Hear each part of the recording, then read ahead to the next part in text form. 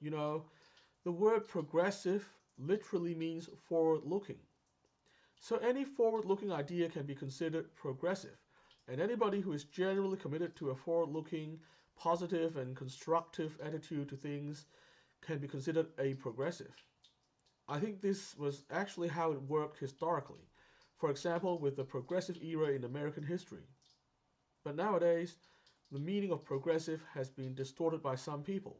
Apparently, for them, progressive means adhering to particular left wing theories, particularly the various critical theories and postmodern theories. The problem is, these theories are generally developed in academia rather than from practical situations, and they are heavily rooted in 19th and 20th century thinking.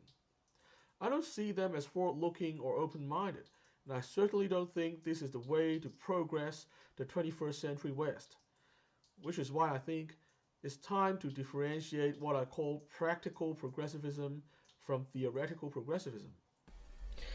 If we consider the word progressive in a purely practical sense, then I guess any reform that improves people's lives can and should be considered progressive. This is also the most objective definition.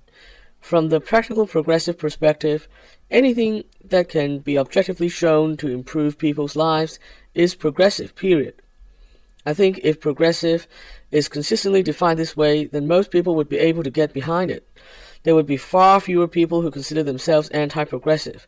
This is why I often say that it is the hijacking of the word progressive by theoretical progressives that has turned people towards being anti-progressive. This problem can be fixed simply by abandoning theoretical progressivism and fully embracing practical progressivism. The problem with theoretical progressivism is that it is not always progressive in the practical sense. It might even be objectively regressive in the practical sense. For example, it makes lives worse, at least for some people, or it leads to increased conflict and misunderstanding in society. Theoretical progressives are too obsessed with putting their theory into practice, and they don't care that this might lead to practically regressive outcomes in the real world. For example, postmodernism has led activists to embrace new and clunky linguistic norms that have led to difficulties in getting the point across and advancing our understanding of the objective truth. Identity politics has fractured society and turned social progress into an us versus them thing. Widespread frustration with these developments has been seized upon by reactionary forces and turned into fuel for a politics that aims to put the clock backwards by decades, if not more.